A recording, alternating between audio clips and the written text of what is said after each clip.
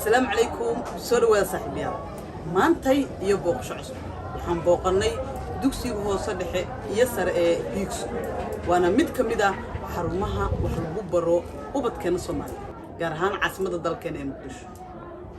maanta waxaan ku imaanay booqashadanadii ahayd ogow nooca dhiigaaga si aad u badbaadisid naftaada iyo naf kalaba inta aanad muuqaalka guda gelin waxaan ka codsanayaa inaad muuqaalka noo sheeg garayso sidoo kalena aad noo like garayso haddaad kamid ahayd asxaabta hore noola joogto haddii aad nagu cusubtaana waxaan ka codsanayaa inaad soo follow garayso commentigana aad nagula wadaagto iskuulka xiga ee aad jeclaan lahayd in aan booqano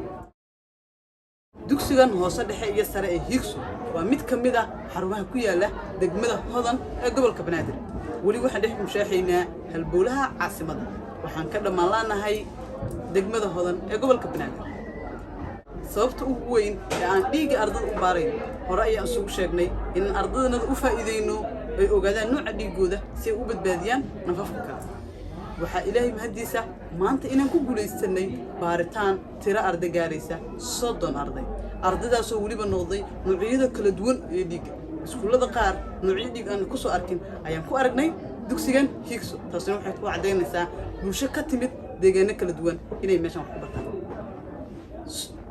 si aad u ogaato nooca dhiigaaga ma soo booqo si fudud ayaan kuugu baari doonaa waana ku sii doonaa kaarka cadayda بسم الله الرحمن الرحيم والصلاة والسلام على سيدنا محمد مقعي عبد الله عبد الرزاق أحمد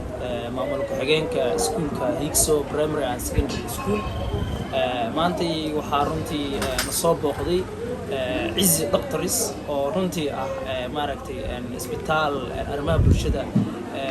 عاونتي سقيبين كجستي برامج كمان تنوجو مادين نوعها يعني أجو نوع ديجا أما بلاد تايب كاجا أو برشدة يعني كارين في عن وجود إن قفك بالآدم كإنه وجود ديكيس كم تهاي بلا إنه وجود عافمات كيسة يا سيو هدو تقبض بعد لها نف كلا وقف ولا الكيسة ينفتي سد مركي وحسوا جاران إن شاء الله ما أنتي وحواي تطلع عزي والمصاب بقدان وحين نصم ينبارتانو سبلاشة أو بلاد تايب كأما نوع ديجا أرضي فرب بدن إنه وصميان runtiina aad kaga mahad celinayna waxaan ku dhiirigelinaa in maartay barnaamijkan hore u sii wadaan yani aysan ka istaagin dhammaan inta ay tii karaan bulshada Soomaaliyeed ay ka caawiyaan waana maasantiin Cisi Doctors waa rugta caafimaad ifiyaasha Soomaalida oo waxaan u aasaasnay Cisi Doctors dhaqaatiirtu say u ifiyaan ama ay u iftiimiyaan ummadda Soomaaliyeed caafimaadka